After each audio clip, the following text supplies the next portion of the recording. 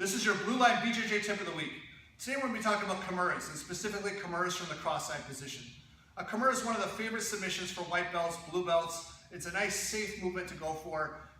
Very little chance of things going wrong because you're on top dominant position. If you miss it, you're still in top dominant position. But there's some times when things go wrong. And one of the things that go wrong for me when I'm trying to put the Kimura on my opponent here is he grabs onto his belt. When I'm doing the Kimura, I'm trying to keep his wrist away from his belt, away from his midsection. But sometimes I'm a little bit late, sometimes I just make a mistake, and he's able to grab onto that belt.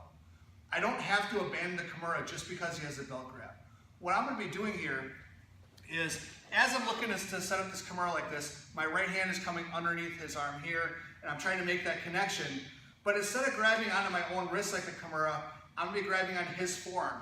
So as we're here, if it was a normal Kimura where he's not holding the belt, I'm coming in here, I'm grabbing onto my own wrist. Because he has the belt, again, I'm grabbing onto my own forearm, his forearm here. This allows my left hand to be free to come underneath. Because my underhooking arm here has his forearm, this hand's able to come in front. It's almost like I'm hugging his arm bent at this angle in front of me. I want his elbow facing away, and I'm going to start to compress in as much as I can. The hand that's on the forearm is going to end up coming up to my shoulder. This hand's going to be hugging underneath my elbow. So the final position, as we're here, I have the hook on the forearm, is coming in front. I release his forearm, grab my shoulder, I'm here, and I get this compression in.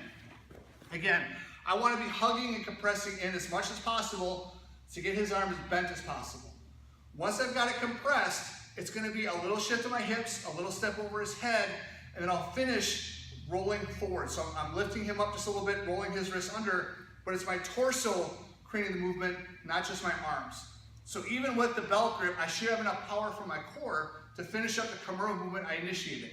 So we're through here. I tried for normal Kimura. He grabs his belt. I grab his forearm for the hold. This hand shoots underneath. Compressing in. I've got my shoulder, I got my elbow. Switch to the hips. Come over his head. Slight roll to get the finish. That is your Blue Line BJJ tip of the week.